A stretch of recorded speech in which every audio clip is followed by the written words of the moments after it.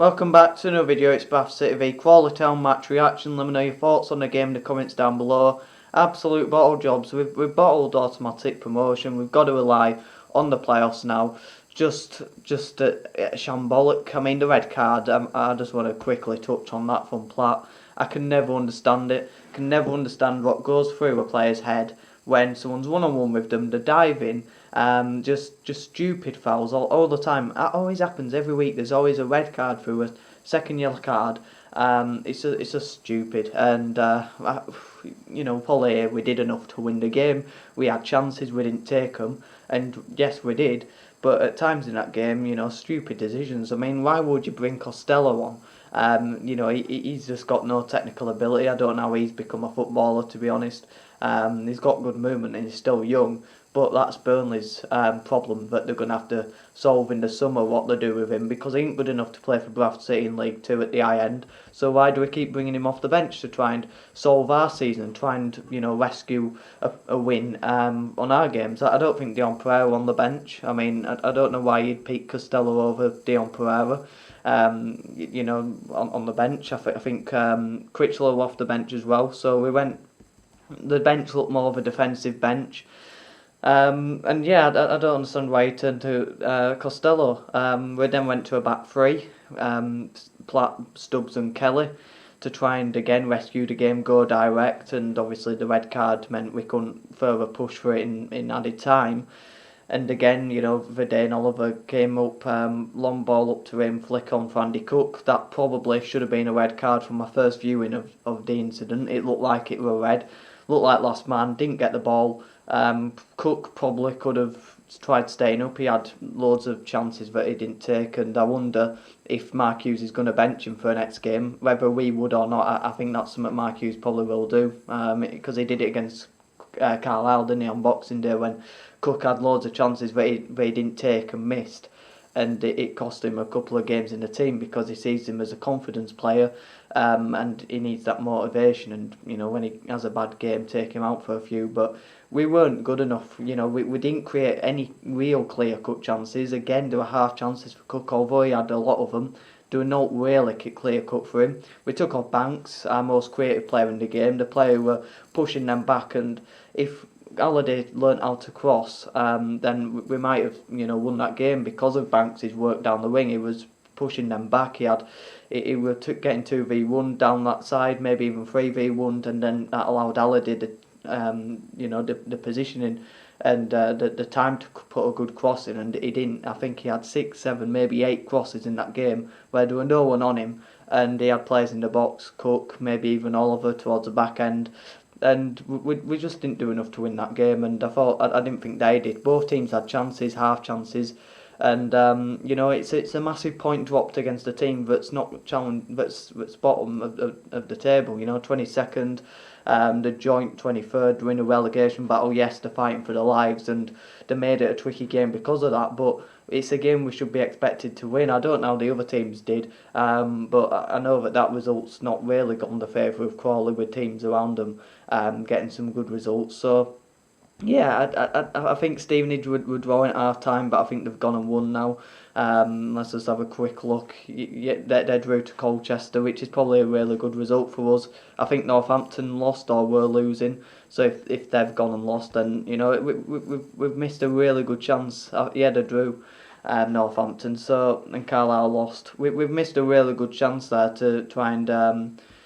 No, Carlisle won, sorry. But we've still missed a good chance with Northampton losing 3-0 to Newport and drawing to Stevenage. They could be on a bad run.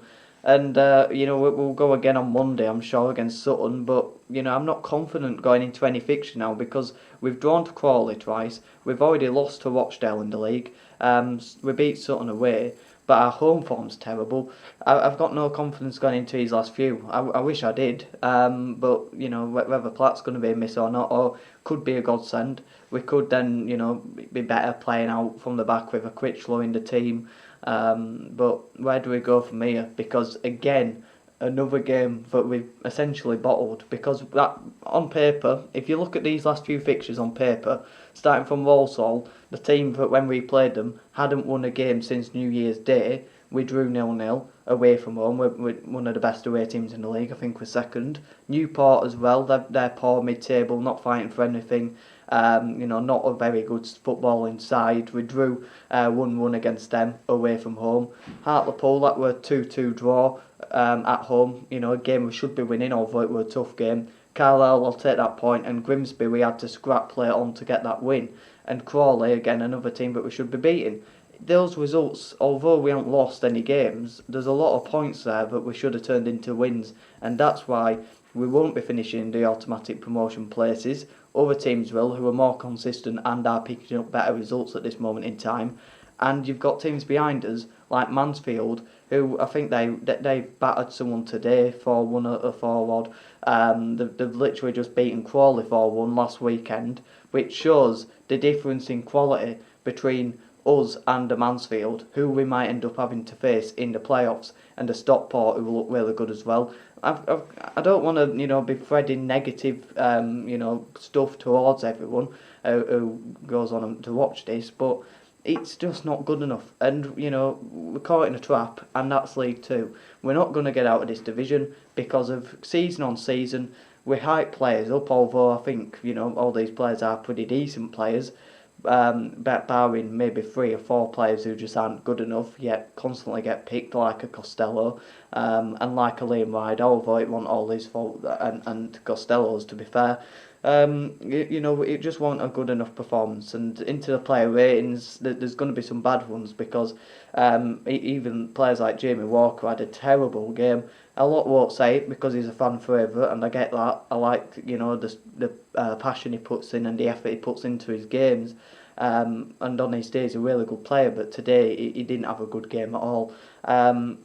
So Harry Lewis he's got to get a free because he didn't do out wrong. He had a decent game. They didn't give him too much to do. I think he had a good save from a corner that he tipped over the bar. Maybe a couple of others, but yeah, he didn't have too much to do, so 3 on average. Do yours in the community tab as well. 1 being the worst, 5 being the best, and 3 is the average. Brad Halliday gets a 2. Going forward, he was terrible. Like I say, he had so much time and space for a couple of crosses that just didn't hit anyone. And if they did, it just wasn't a good enough connection because of the poor cross that came into a box. Defensively, we were good. I thought he were pretty good down that side. Defensively, coping with everything they threw at him. But going forward, you've got to be improving on that. And he's been really good going forward this season. I think he's been our top assister or close to that. So, yeah, not a good performance going forward for Brad Halliday. Platt's got to get a 1. He didn't have too much of a bad performance. Probably would have been a 3 or a 2. But that red card, I can't excuse any red cards for second yellows. I think Halliday had one earlier on the season. Platt's already been sent off. I can't remember if that was a second yellow. Walker's been sent off. I think that was straight red. But I just can't excuse second yellow cards. It comes across quite petulant. If you're just diving into a challenge like that, it seems like and they got booked for getting involved in a fight. It wasn't a fight, was it? Let's be honest. It's just one of those football fights that gets hyped up by people, but he got involved in that when he didn't have to, constantly going to refs. Could have got booked for that. He got the second yellow. It ain't probably a yellow card tackle, but he did one before that as well, which could have been because he's on a second yellow. So too many fouls in the game, and he had a really poor game and a stupid performance from him. And then Stubbs, I thought, with a 3 again, he was decent. Probably the rating Platt would have got if he didn't do stupid things throughout the game and lose his head. So Stubbs was just average. He had a decent game. Rydell, similar. We didn't have too many attacks down the left side. So I can't knock him down for going forward because he didn't have the ball going forward. And defensively, he was okay. He's just a bang average player. Not good enough, but he's just bang average. Midfield, Smode and Gilliard, both. I don't know. I thought they had decent games. I've probably given both a 4, maybe 3.5, but I do it by single numbers, so I'll give them both a 4.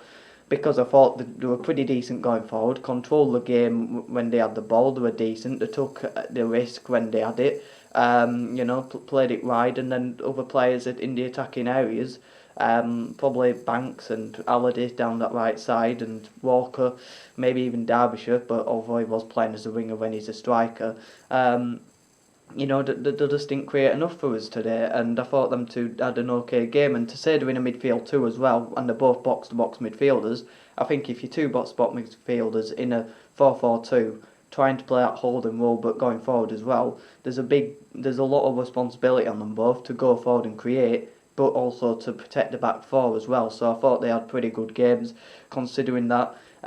Forward players, they've all got to get no more than a free, none of them. I think Banks got, I'll give Banks a free because he got doubled up or even tripled up down that side a lot of the time, and then he played a pass back to Halliday and his crosses were poor. So I thought overall he had an alright game. Didn't light up any trees, but we're probably our most creative player, and that says a lot. So an average performance from Banks. I want to see more from him. Walker, I want to see a lot more from him. I thought he had a terrible game. He's got to get a 2, but I'd consider giving him a 1 because every time he got the ball, he just wasn't creative with it. No came off for him. Maybe he needed a bit of luck sometimes with his first touch, but it was poor. And I just thought he had a really terrible game, and we're probably lucky to survive as long as he did. And then, to bring Costello on for, I can't remember if it was Banks for Walker, it doesn't really matter, but it was for Derbyshire, wasn't it? But yeah, I didn't get that at all. And then into Derbyshire, I thought 3 or maybe a 2, because again, he didn't create a lot, but square pegging round goal. I thought we moved away from that. He was basically playing as a left winger when he's got no pace, no legs, coming back from an injury as well. No creativity because obviously strikers aren't known for crossing, although he put a good crossing for Cook last weekend. He didn't have a good performance, but partly due to Cook. Why would you play a 36, 37-year-old striker on the wing who's got no legs and he's a striker? When I saw the team, I thought it would have been a 4-4-2, maybe with Walker to the left and Derbyshire just playing off Cook, but obviously wasn't to be the case. They sort of rotated, but Derbyshire more on the left. So that were a weird selection, and then not to have at least 2 out and out wingers on the bench. I thought that were poor from Hughes today, and then obviously Cook too, because he just missed too many big chances. Although, to be fair, Big's probably a bit of a bit harsh on him because there were half chances. They weren't all clear cut because the players behind him again this season didn't create enough for Andy Cook, and I do feel sorry for him. So not a good performance really, although we had decent points in the game. We didn't do enough when we had those decent moments, and we were just relying off maybe Andy Cook scoring a great goal by holding off a man and spinning someone and then scoring a goal like he did against Gillingham. Maybe we were hoping for that. Maybe we were hoping for Walker to just hit one outside the box and it fly in. We were hoping for a moment and it didn't come, and you can't rely on that throughout the season. And that's why, we're not going to challenge for the top 3, and that's why we aren't going to be good enough, because we've drawn 14 games. We're not good enough against the teams at the bottom. We really struggle against them. And then the teams at the top, we've lost to Orient, we've lost to Northampton, we beat Stevenage twice, but that were a rare occurrence really, because we haven't beat any of the others once, I don't think. We beat Mansfield and drew to them.